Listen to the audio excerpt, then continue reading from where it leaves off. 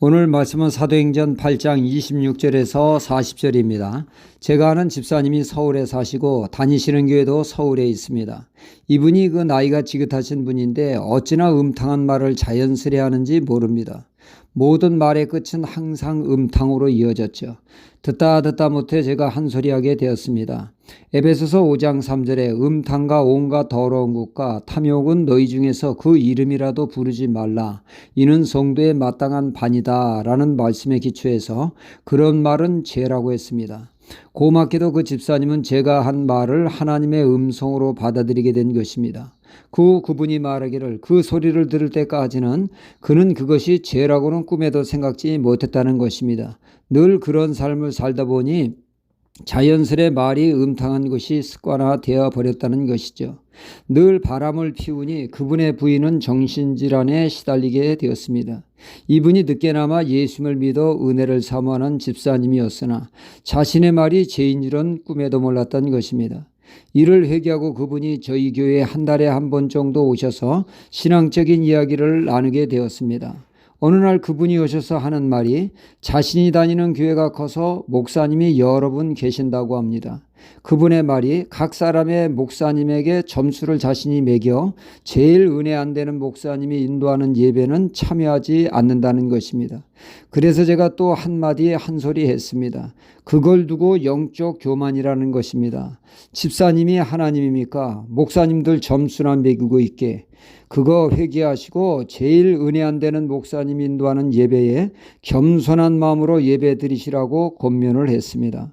감사하게도 그분은 그렇게 하신 것이죠. 그로 인해 어떤 은혜를 받게 되었느냐 하면 이 집사님이 평소에 늘 궁금해 가지고 있던 문제의 답을 자신이 은혜 없다고 하는 목사님을 통하여 얻게 되었다고 매우 기뻐했습니다. 그 집사님이 겸손한 마음을 가질 때 하나님은 귀한 깨우침을 받게 하신 것이죠. 우리가 신앙생활하는 데 있어서 가르침이 있어야 신앙생활을 바로 하게 됩니다. 배움과 가르침을 통하여 하나님의 말씀인 성경을 바르게 이해하고 하나님과의 관계도 더욱더 깊어지게 되어집니다. 그러기에 신앙생활은 올바른 가르침이 필수라 할 수 있겠습니다. 사무엘상에 보면 엘리 제사장이 나옵니다. 엘리 제사장이 제사장이 된 것은 제사장직이 세습되어지기 때문이었죠. 엘리가 영적으로 탁월하고 은혜 받아서 제사장이 된 것이 아니라 제사장 집안에 태어나 자동으로 제사장이 된 것이죠. 세습으로 되다 보니 영적인 면이 많이 부족을 했습니다. 한나가 성령이 이끌려 간절히 기도하는 것을 보고 술 취해 술주정하는 것으로 보았으니 그의 영적 수준이 얼마나 수준 이하인가를 알 수가 있습니다. 뜨겁게 기도하는 사람에게 어디서 술주정하냐고 한나를 호되게 야단을 쳤으니 성도들 시험 들기에 딱참하기에는 심히 염려스러운 수준 이하의 제사장입니다. 그의 영적 수준이 어떠한가를 또 사무엘 3장을 보면 알 수가 있습니다. 사무엘이 하나님의 은혜를 사모하여 성전에 잘 때 하나님이 사무엘을 부르셨습니다. 사무엘은 하나님의 알지 못할 때라 엘리 제사장이 자기를 부르는 줄 알고 급히 일어나 엘리 제사장에게 가게 됩니다. 저를 부르셨느냐고 말이죠. 이에 엘리 제사장은 아니 안 불렀는데 어서 어여 자라. 사무엘이 자리에 눕자 하나님이 또 부르십니다. 그래서 재차 사무엘은 엘리 제사장에게 득달같이 달려가 부르셨냐고 묻습니다.